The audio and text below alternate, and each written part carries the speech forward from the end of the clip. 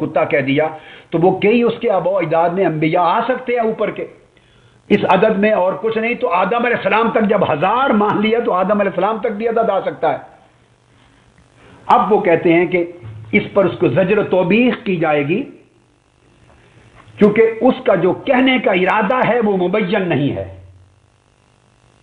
कि दरअसल वो जिनको कह रहा है कुत्तों की और खिंजीरों की औलाद, उसके दिल और इरादे में लाजिमन चूंकि मुसलमान है अंबिया शामिल नहीं होंगे, उसके दिल और कस्द और इरादे में यकीनन अंबिया रसूल शामिल नहीं होंगे। उससे मुराद उसके बाकी जालिम फासिक फाजिर लोग आबा व अजदाद में मुराद होंगे, गो उसने जुबान से नहीं कहा, लिहाजा उसके कौल में एहतिमाल है।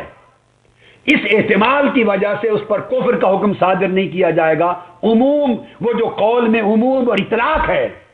उसमें एहतिमाल की वजह से वो माजूर होगा। फरमाते हैं कि उसके कौल को जहालत की वजह से और एहतिमाल की वजह से शिद्दत अदब सख्त सजा दी जाएगी, सख्त सजा दी जाएगी, मगर कत्ल नहीं किया जाएगा, काफिर करार नहीं दिया जाएगा। हाँ, अगर जान लिया जाए उसका इरादा, वो उससे पूछे और वो कह दे कि हाँ मेरे इरादे में अंबिया है तो वो भी शामिल हैं।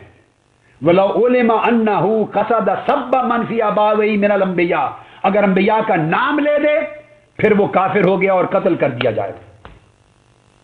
ये है तसरीहात कलाम मोतमल की। अगर वो रसूलुल्लाह सल्लल्लाहु अलैहि वसल्लम का नाम ले दे किसी कलाम, किसी कानून को या किसी कौल को बुरा कहते हुए या काला कहते हुए नाम ले दे, फिर तसरीह हो गई, फिर इरादा नहीं पूछते, फिर वो काफिर है, गुस्ताख है। अगर वो नाम न ले रसूलुल्लाह का या किसी नबी का या किसी रसूल का, और इतने ज्यादा गलीज और कभी कलिमात कह दे, नाम न ले,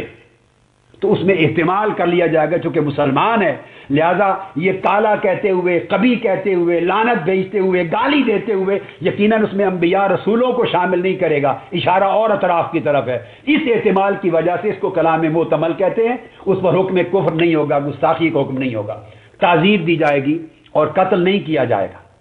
ये काजी अयाज, ये मुल्ला अली कारी, ये अल्लामा खिफाजी, कुल आइम्मा। और अगर इन मिसालों से कोई ये समझता है कि ये माज़ल्ला ये तो सरी कुफ्र है, तो सबसे पहले काजी अयाज को काफिर और वाजिबुल कत्ल बना ले,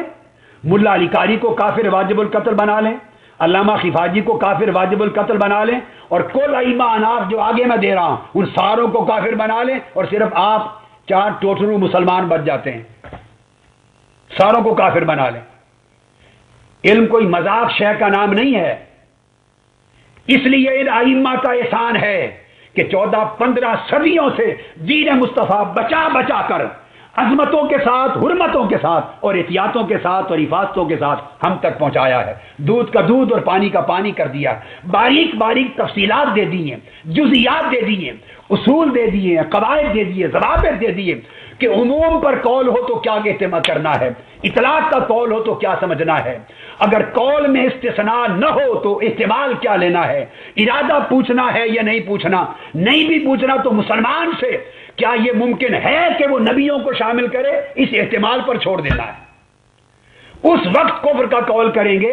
जब किसी शक की गुंजाइश न रहे, जन की गुंजाइश न रहे, एहतिमाल की गुंजाइश न रहे, किसी दूसरी तावील का रास्ता न रहे, वो सीधा नाम ले दे अल्लाह का, रसूल का, ताजदार कायनात का, कुरान का, सुन्नत का, शरीयत का, और फिर काफिराना कलेमा बकवास कर दे, फिर गुंजाइश न रहे। उस वक्त फिर कुफ्र का हुक्म है और फिर उसके लिए कोई रास्ता उज़्र का नहीं। और जब उसने नाम नहीं लिया किसी का भी और इतलाक और उमूम का कौल किया है, तो उससे बहुत ज्यादा कभी कौल ये कुल आइम्मा ने लिखे हैं और शिफा शरीफ में कभी कौल, और उस पर उन्होंने इतलाक और उमूम की वजह से एहतिमाल को कबूल किया है कि सिर्फ चूंकि मुसलमान से सादिर हुए एहतिमाल है, खा कमजोर है, कमजोर एहतिमाल पे भी आइम्मा कहते हैं छोड़ दिया जाए। इसके बाद अगली मिसाल देते हैं काजी इजाज, काजी अबू मोहम्मद बिन मंसूर की। वो मिसाल देते हैं कि एक शख्स ने कोई गवाही दी, दूसरे ने उस पर तोहमत लगाई कि यह झूठा है, उसकी गवाही पर तोहमत लगा दी, और जब तोहमत लगा दी तो उसने आगे जवाब में कहा कि मुझ पर तोहमत लगाए तो क्या फर्क पड़ता है, अंबिया पर भी तोहमत लगी, रसूल पाक पर भी तोहमत लगी, अंबिया पर भी तोहमत लगी। जवाब में यह कह दिया फ़क़ाल लहुल आखिर सुम्मा क़ाल लहू اتتہمونی فقال الواقع الانبیاء یتہمون فکیف انت، انبیاء پر تہمتیں لگیں تو آپ کی کیا حیثیت ہے؟ آگے فقال شیخنا، قاضی ایاز کہتے ہیں پر ہمارے شیخ نے جو کہا اس پر دو قول ہوئے، کئی لوگ اس کو قتل کے قول کرتے، مگر دوسروں نے کہا کہ نہیں، احتمال لفظ کا ہے کہ اس کے نیت میں یہ ہو کہ امن اتہمہم من الکفار، کہ کفار نے جو تہمتیں لگائیں اس کی طرف اشارہ کرتا ہو، جبکہ کفار کی تہمتیں کل انبیاء پر جھوٹی تھیں، کفار کی تہمتیں جھوٹی تھیں انبیاء پر، تو ممکن ہے اس کا اشارہ ان جھوٹی تہمتوں کی طرف ہو جو کفار لگایا کرتے تھے، اور اسی کا احتمال غالب ہے، لہذا اس پر کفر کا قول نہیں ہوگا، نہ قتل کیا جائے گا۔ قاضی ایاز نے ایک اور بھی بیان کیا کہ اگر ایک شخص نے، اور ملا علی قاری نے اس کی شرح میں لکھا کہ ایک شخص نے کسی سید کو گالی دی اور جانتا ہے کہ وہ ذریت نبی میں سے ہے، ذریت نبی میں سے ہے، اور اس ذریت نبی میں ہوتے ہوئے اس کو گالی دی، اور قال رجل من ذریت نبی قولا قبیحا فی آبائہ، اس کو گالی دی اور کہا کہ تمہارے آباء و اجداد کا ایسا ہو، جانتے ہوئے کہ یہ سید النسب سید ہے، ذریت نبی میں سے ہے، اور گالی دی نہ صرف اس بندے کو بلکہ تمہارے آباء و اجداد کو، تمہاری آباء و اجداد کو، من نسلی اور اس کی نسل کو، ولدہ اور اس کی اولادوں کو، وعلم انہ من ذریت النبی صلی اللہ علیہ وآلہ وسلم، جانتے ہوئے کہ یہ رسول پاک کی اولاد میں سے سادات ہے، تو گالی آباء و اجداد کو دے دی۔ اس پر قاضی ایاز نے، ملا علی قاری نے، علامہ خفاجی نے، سب نے بالاتفاق، کہیں اختلاف نہیں ہوا، سب نے کہا کہ اس میں قرینہ نہیں ہے دو مسئلوں میں، حالانکہ تخصیص اس نے نہیں کی، اپنے کلام میں تخصیص نہیں کی کہ آبا سے مراد وہ کن کو لے رہا ہے کن کو نہیں لے رہا، اس کے آبا حضور علیہ السلام بھی آبا میں آتے ہیں اور غیر نبی آقا علیہ السلام کے علاوہ بھی آبا میں آتے ہیں، تخصیص نہیں کی، مگر وہ کہتے ہیں کہ چونکہ تخصیص نہیں ہے اس وجہ سے پھر اس کو بھی کلام محتمل میں شامل کیا، احتمال کیا جائے گا، ممکن ہے اس کے ارادے میں آقا علیہ السلام کا اخراج ہو، اور باقی لوگ وہ بشک اسی ذریت نبی میں سے جو جس قسم کے لوگوں کو برا بھلا کہنا چاہتا ہے اس سے مراد وہ لوگ ہوں، اور آقا علیہ السلام اس سے مراد نہ ہو معاذ اللہ، یعنی وہ ارادہ اس سے پوچھا جائے تم نے ہاشمیوں کو گالی دی ہے، سادات کو گالی دی ہے، لعن اللہ بنی ہاشم کہا اس نے، یہ بھی ایک کلام ہے، ایک اور اس نے کہا لعن اللہ بنی ہاشم، کہ بنو ہاشم پر اللہ کی لعنت، اس نے یہ کہہ دیا۔ اب اس کو قاضی ایاز نے، ملا علی قاری اور علامہ خفاجی نے بیان کیا کہ اب بنو ہاشم میں آقا علیہ السلام میں کون جانتا ہے، اتنا شک کرتا ہے بنو ہاشم ہونے میں، آقا بنو ہاشم ہے، مگر اس سے پوچھا، قول اس کا عام تھا، مطلق تھا، پوچھا کس کو مراد لے رہے ہو تم بنو ہاشم سے؟ قال اردت الظالمین منہم، میں بنو ہاشم میں سے ظالم لوگوں کو مراد لے رہا ہوں، چونکہ اس نے تصریح کر دی لہذا اس کے کہنے پر اعتبار کیا جائے گا۔ ان سب کو کلام معتمل کہا ہے کہ مسلمان کی زبان سے ایسا کلام صادر ہو جس میں نبی کی طرف اشارہ ثابت ہو بھی سکتا ہے، اور ممکن ہے اس کے ارادے میں نبی کی طرف اشارہ نہ ہو، غیر نبی کی طرف ہو، دونوں احتمال پائے جاتے ہیں، لہذا پوچھا جائے، اگر تصریح کر دے نبی کا نام لے کر کہ ہاں ان کو بھی شامل کرتا ہوں، پھر کافر ہو جائے گا، نہ کرے تو پھر وہ کلام اس کا متعول ہو جائے گا، محتمل۔